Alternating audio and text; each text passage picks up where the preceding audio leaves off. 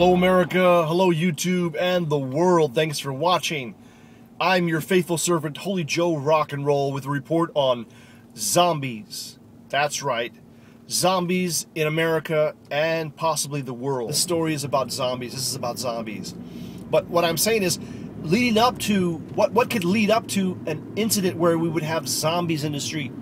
Now, when I say zombies, I don't mean some kind of viral... Sorry, that's my GPS talking. Now, when I talk about zombies, I'm not talking about the movie zombies, you know, the living undead, these guys bit by some viral infection that kills you and then brings you back to life.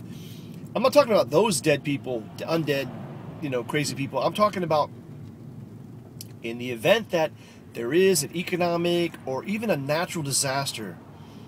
You know, there's a crisis with the dollar, there's a crisis with the federal debt, you know, U.S. decides to default, the currency collapses. Who knows, right? I mean, anything could happen in that kind of case. Now, there's a lot of preppers out there, and God bless you for getting yourself prepared, your family prepared, stockpiling some food, some weapons, ammunition, protect yourself and the people that you love. Even this bug out bag concept is appropriate if you need to bug out. But if you have a house, if you don't have a place to go, you probably want to stay in that house, protect that house. That's where you're going to have your food, you know, everything, right? If you can. So the zombies I'm talking about are going to be desperate people who don't have any food, haven't prepared themselves, don't have any money. Perhaps they have their hands on a weapon, and it doesn't have to be a handgun or a shotgun or a rifle. I mean, it could be a machete, it could be a knife, it could be a baseball bat, for all we care, right? That's a weapon is a weapon. Guns don't kill people, people kill people. I mean, baseball bat could bash in your head just as easily as the stock of a rifle. You know, you got to get up close and personal, but you can do it, right? Swing, bada, swing! So these zombies I'm talking about are going to be desperate people who may come into your area, wherever you are, even if you bugged out. Let's say you bugged out, now you're alone, you're in some cabin in the wilderness. Imagine if 5,000 people from the nearest city, you know, who knows, 30, 40, 50 miles away, suddenly came into your area because they just, I don't know, they were driving, they ran out of gas, they started walking, and like Goldilocks when she was lost, comes upon a house. This is not the house of the three brown bears, it's your house. What are you going to do? How are you going to stop these people? I mean, would you stop these people? Would you want to stop them? Would you allow them in, knowing that you can't provide for all of them and your family at the same time? So these are the zombies that you might have to tap in the head, knock out, right? Bam! Shot to the head, one shot, one kill. Are you able to do that? Because that's what it's looking like. If you know, a scenario comes about. I mean, that's a more realistic one, right? I mean, there's a lot of joke videos on there about zombies and preparing for the zombie, you know, this kind of thing.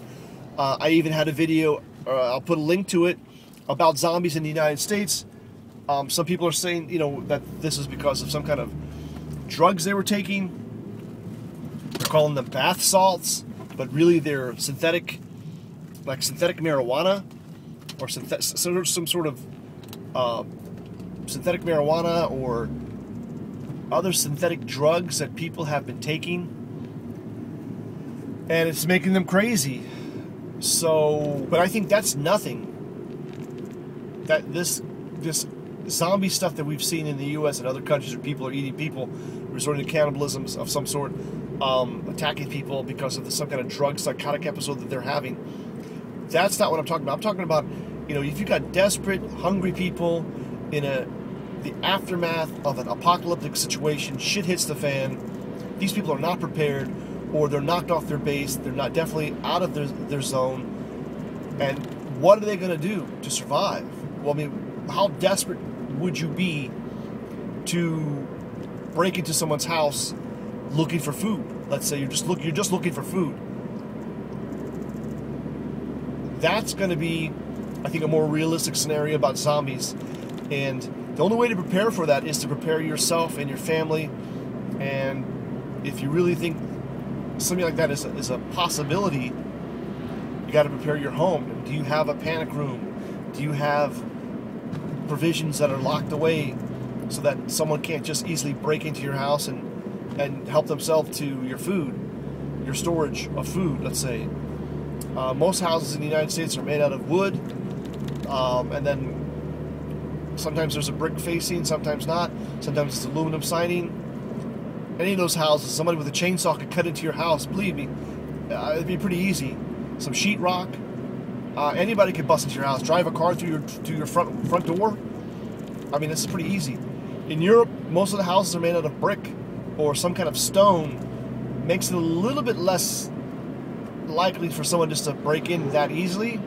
I mean, they could certainly crash a car, try to crash a car into one of your walls, but if they survive the crash, if they hit you hard enough to break the wall and survive the crash, there may be an issue, right? But, you know, if you're going to break through a brick wall, you got to be going pretty darn fast, you know, before the car's going to crumble, unless you're driving a big-ass truck.